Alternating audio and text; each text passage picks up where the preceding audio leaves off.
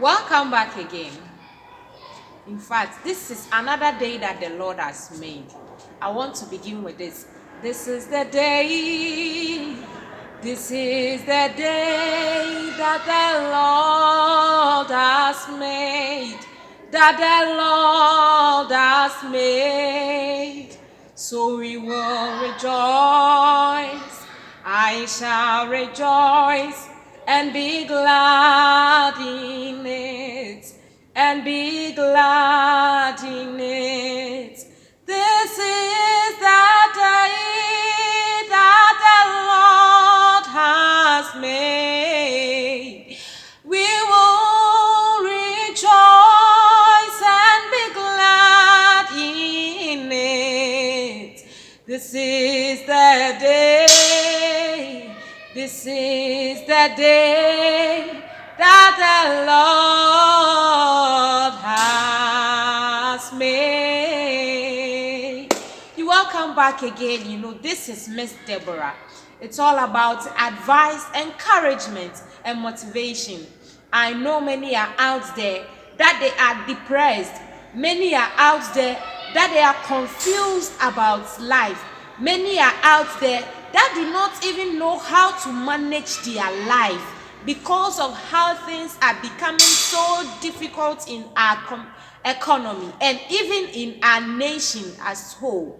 But today I am here to motivate you. I am here to encourage you. As far as you have life, know that you have hope. It's true, this is the day that the Lord has made, that He has given us the opportunity to rejoice and be glad in it. So why are you crying whilst you have life? Why are you so sorrowful whilst life is abundant for you? Today too, we have another wonderful series that I am here to share with you.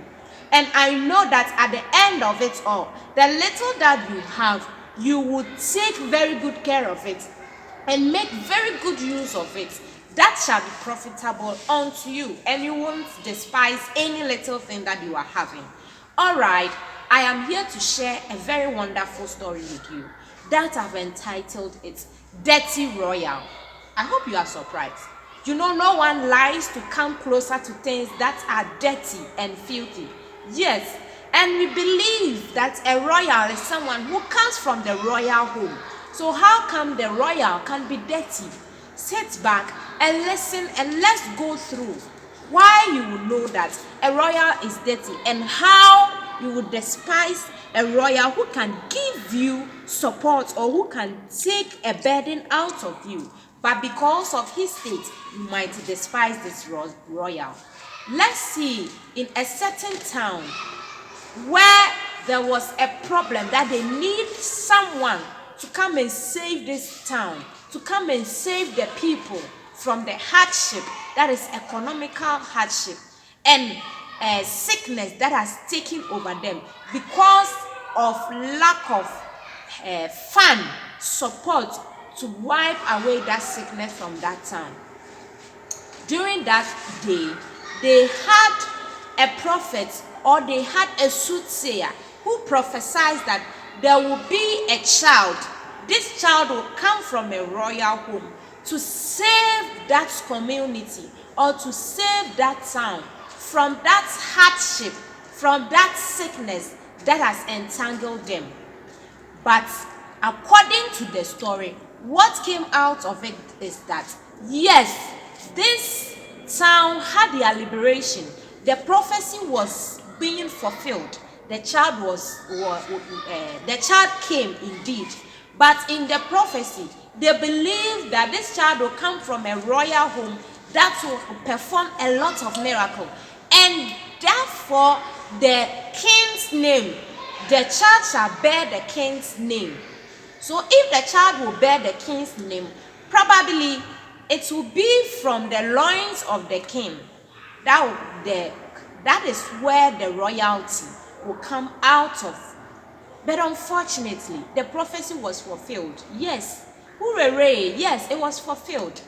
But the royal child came out of the loins of the gate man, that is the servant that is despised in the same royal home.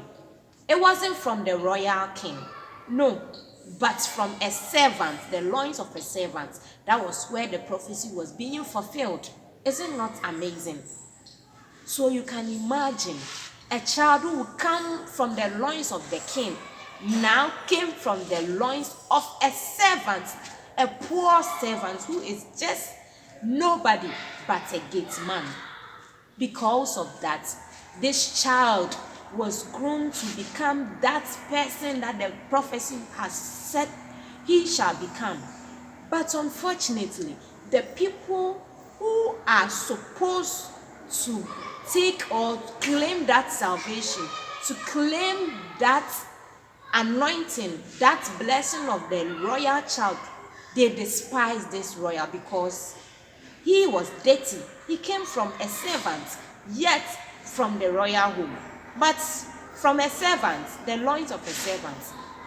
So this child did all things that he can do to save the town from their ailment, to save the town from their hardship. Though he was able to fulfill his mandates that he came to the world to fulfill. But the people that he came for rejected him because he wasn't portrayed, he wasn't presented in the way that they're supposed to be. So at the end of it all, the salvation came, but the people despised the child. And what they're supposed to get out of the child, what they're supposed to gain from the child, they couldn't get it. They couldn't accept the fact that that servant's child can save them. They couldn't accept the fact that that royal child is indeed a royal, that they're supposed to bow to him so that they will embrace all the kind of wealth. They can embrace all the kind of prosperity that the child will bestow onto them. So this happens to our life. I am saying it in connection to our time now. Many are the things that we are expecting in life, but sometimes the one who's supposed to help you is before you, is in your house. But because you think that person is a servant, or you think because that person is not of high educational standard, so you despise that person. The dirty royal, that person can be your royal that will save you from some financial ailment, or that can save you from some sickness by recommending someone that can help you regain a particular illness that is fighting you. But because you despise this person, you feel shy to even call the person to yourself to tell your problem to the person. You are despising that royal that can help you.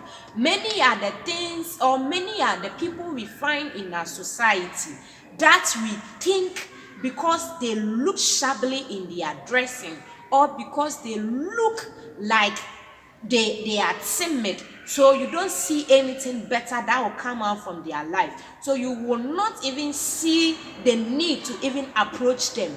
But you know, maybe there might be a gold hidden deeply in their hearts, but if you don't search, how can you know it? If you don't search deeper down, when you want to know the kind of people they are, when you want to know the kind of gold that they carry without getting closer to them, how are you going to see, or how are you going to know for them to give you that gold that you deserve to get from them? So I am here to advise you, I am here to encourage you that don't despise anyone because of their first appearance. Don't despise anyone because of educational standard. Know that God has given everyone measure of grace, that the person will use it to help you at any moment of time. Sometimes because of education, some people will go to a gathering and find themselves so high to the extent that they want to approach someone who is classy. If you are not classy, they will not approach you. If you are not of their level, they don't see you as someone who carries something better. Even if you speak trash, even if you speak filthy words and you look according to their standard, they think there's not something better in you. But know that these words, this tongue holds the words of life and holds the words of destruction. Someone that you get closer, whether in a beautiful apparel or not, has the potential of giving you life or death.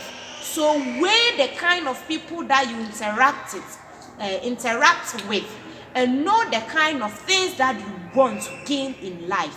Whether the person is well dressed or the person is not well dressed, know that we have a royal, dirty royal there, that even in their appearance they might look dirty, but inwardly they will carry gold. So don't despise anyone that you see. As Paul told his child Timothy, that do not allow anyone to despise your youth. Don't allow anyone to despise your youthful stage. Don't allow anyone to despise that capability in you, because it will take you high and it will save another generation coming. So bear this in mind.